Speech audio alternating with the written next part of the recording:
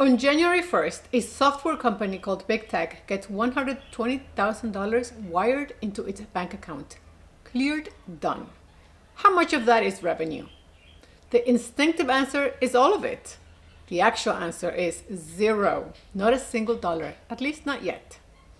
And the reason why gets to the heart of revenue recognition under ASC 606. Hi, welcome back to Concierge CPA. I am Juliet, and in this video, we're walking through an overview of ASC 606 and the 5-step revenue recognition model that sits at the center of it. ASC 606 was issued by the FASB in 2014 and became effective for most public companies in 2018. Before ASC 606, revenue recognition guidance was scattered across dozens of industry-specific accounting rules, and two companies with economically identical deals could record revenue in completely different ways. ASC 606 replaced all of that with one consistent principles-based framework.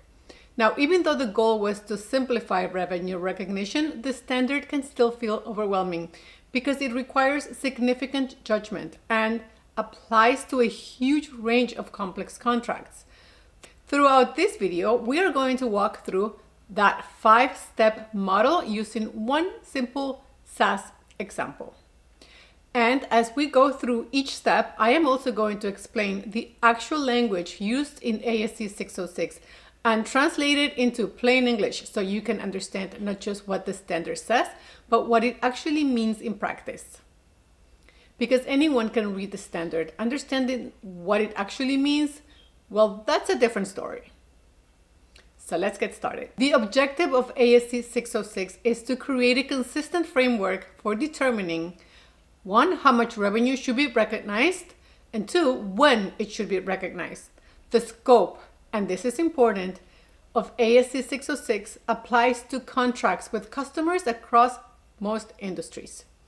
However, some arrangements are specifically excluded because they are covered under separate accounting standards. For example, leases fall under ASC 842, insurance contracts fall under ASC 944, and financial instruments fall under guidance such as ASC 320. So, one of the first questions accountants ask is, does this arrangement even fall within the scope of ASC 606? Unless it is explicitly excluded, the answer is yes. Before we walk through the 5 steps, there is one idea you have to hold on to, because everything else in ASC 606 flows from it. ASC 606 says revenue gets recognized when control transfers to the customer, which is a fancy way of saying when the customer actually receives the benefit of what was promised to them. Not when they pay, not when you send them a bill, it's when they receive the value. If you remember one sentence from this entire video, make it this one. Revenue follows performance, not cash. Okay, so let's translate the steps. Step 1 of ASC 606 is to identify the contract with the customer. Now, this sounds obvious at first, but ASC 606 lays out specific criteria for what actually qualifies as a contract for revenue recognition purposes. The standard says the parties must approve the agreement, each party's rights must be identifiable, payment terms must be identifiable, the contract must have commercial substance, and collection must be probable.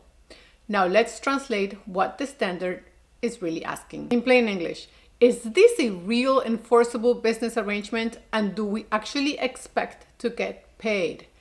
Because if collectibility is questionable, or the arrangement is not truly enforceable, the company may not actually have a contract under ASC 606. Now let's apply this to our example. Big Tech signs a 1-year SaaS agreement with Sandbox for $120,000. The agreement is approved by both parties, the payment terms are clear, and Sandbox already paid upfront. So in this case, collectibility is not even a question. We have a contract. Step 2.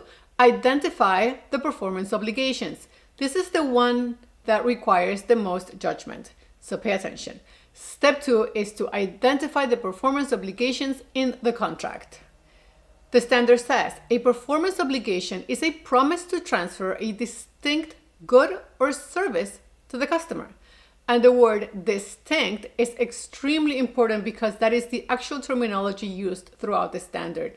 The standard says a good or service must, number one, be capable of being distinct, and number two, be distinct within the context of the contract. Now let's translate what the standard is really asking. In plain English, what exactly did the company promise to deliver? And can those promises be separated from each other? Capable of being distinct basically means the customer can benefit from the good or service on its own. And distinct within the context of the contract means the promise is separately identifiable from the other promises in the arrangement. If a promised good or service fails either test, it gets bundled together with the other promises into a single performance obligation. And this becomes very important in real-world contracts. For example, a SaaS arrangement might include software implementation, ongoing access to the platform, and training services, and a package of future technical support hours. Depending on the facts and circumstances, those could potentially represent multiple separate performance obligations under ASC 606. In other words, each service may be distinct. And once separate performance obligations are identified, the company may need to allocate revenue between them and recognize that revenue at different times. Now let's apply this to our example. Big Tech promised to provide access to its software platform for 12 months. Sandbox is not separately purchasing custom development, implementation services, or training. It is purchasing ongoing access to the software platform. So in this case, Big Tech has one performance obligation: provide access to the software over the 1-year subscription period. Step 3, it is to determine the transaction price. ASC 606 says the transaction price is the amount the company expects to be entitled to in exchange for transferring goods or services to the customer. Now let's translate what the standard is really asking. In plain English, how much does the company realistically expect to earn from this contract? And in a lot of real-world contracts, this gets messy. Contracts may include variable consideration or usage-based pricing, discounts, rebates, refunds, which means companies may need to estimate revenue before the uncertainty is fully resolved.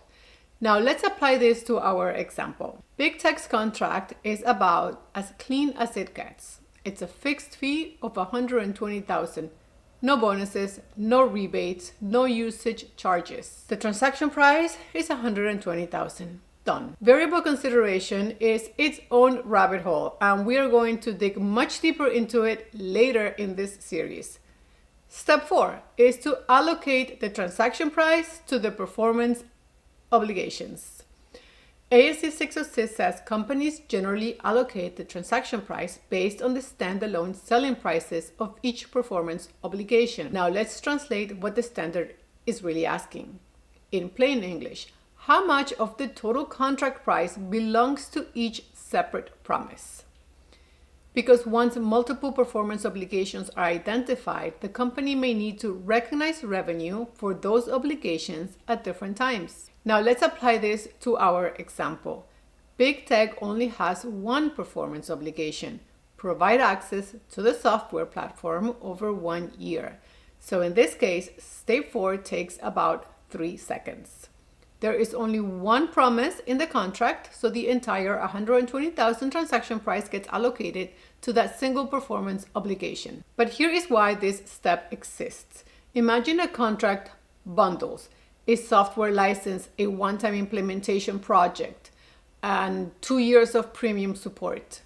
There are potentially 3 performance obligations. Step 4 is where the company determines how much of the total contract price belongs to each one, because those services may be delivered at different times, which means the related revenue may also be recognized at different times. Big Tech just happens to be a single promise arrangement, so allocation is basically a non-event.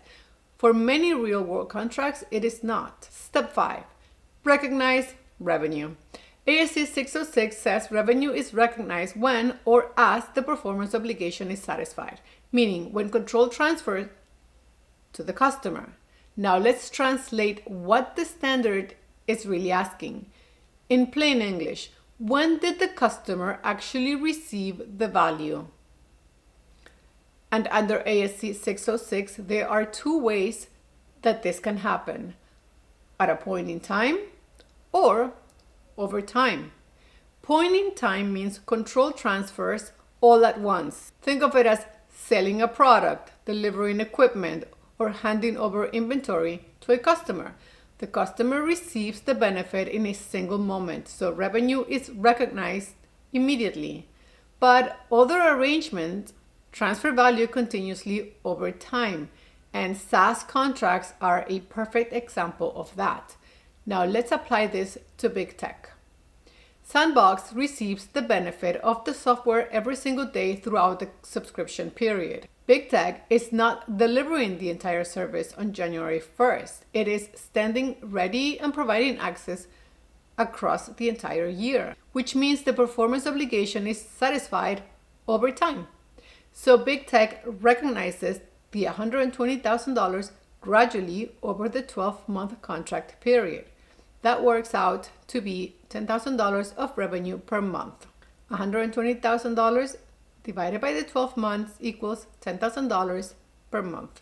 Now this is the part people often get backwards. It is very tempting to assume revenue is recognized when the customer pays, but under ASC 606, payment and revenue recognition are two separate questions.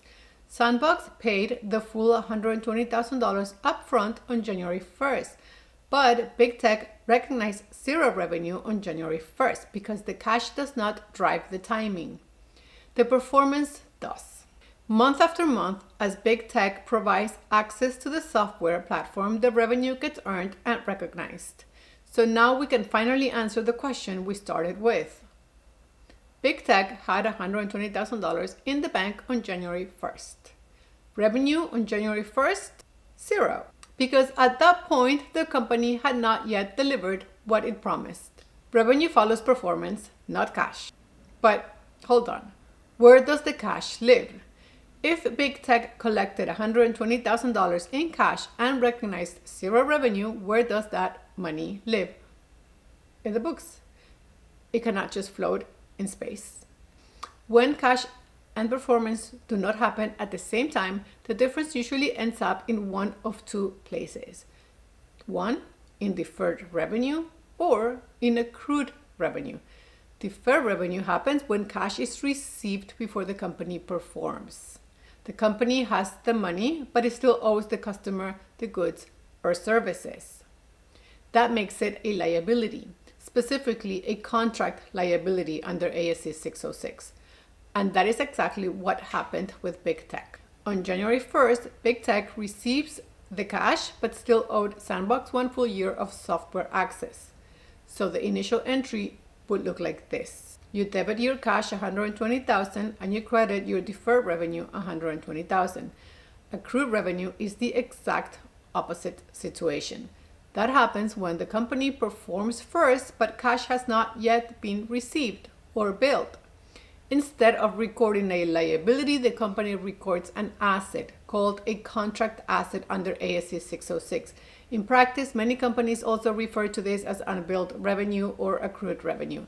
If big tech had already provided 1 month of software access before being entitled to bill the customer, the company will record the following journal entry. It will debit contract asset or accrued revenue and will credit the revenue account.